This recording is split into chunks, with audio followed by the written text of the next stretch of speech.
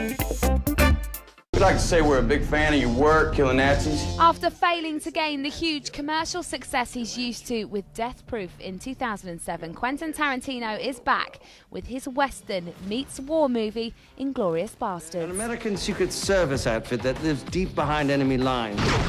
The Germans call them the Bastards. The Bastards? Yes. It's the tale of a gang of Jewish American soldiers in occupied France on a mission to kill and scalp as many Nazis as possible. A story renegade director Tarantino had been working on for rather a long time. Quentin, so good to meet you. My pleasure. An amazing film. Oh, thank you. You don't need me to tell you that, though, do you? You know what? It's still very fresh in my mind. I mean, I don't really have the distance that I normally have on a movie, so it's wonderful to hear. I read you were working on this for like 10 years? Yeah, more or less, yes. I mean, it's vaguely deceptive about that.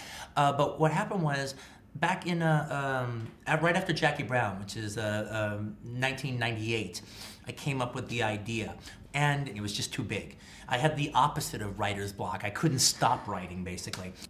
I decided to go back to it in 2008, and I realized it was the story that was the problem that made me not be able to finish it way back when.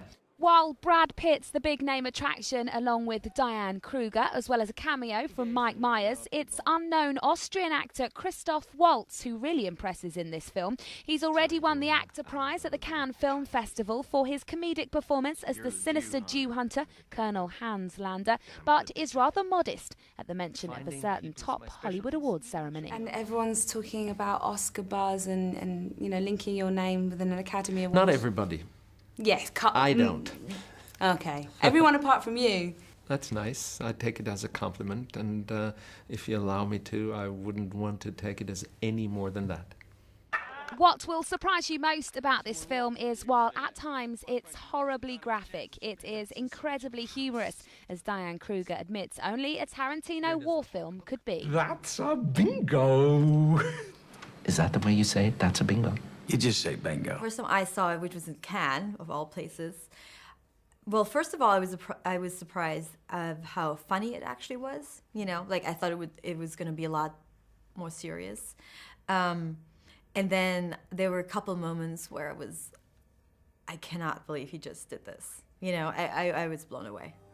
While Inglourious Basterds has failed to impress some critics, others have declared it Tarantino's best film yet. It's heavily subtitled, but don't let that put you off. After a while, you hardly notice them, and the German and French dialogue gives the film credibility. If you're fussy about your facts, you might not like Tarantino's comedy rewriting of history, but this is definitely a return to form for the legendary director. And while grisly in parts, the revenge fantasy is funny, the characters are clever, and it's shot in true Tarantino style.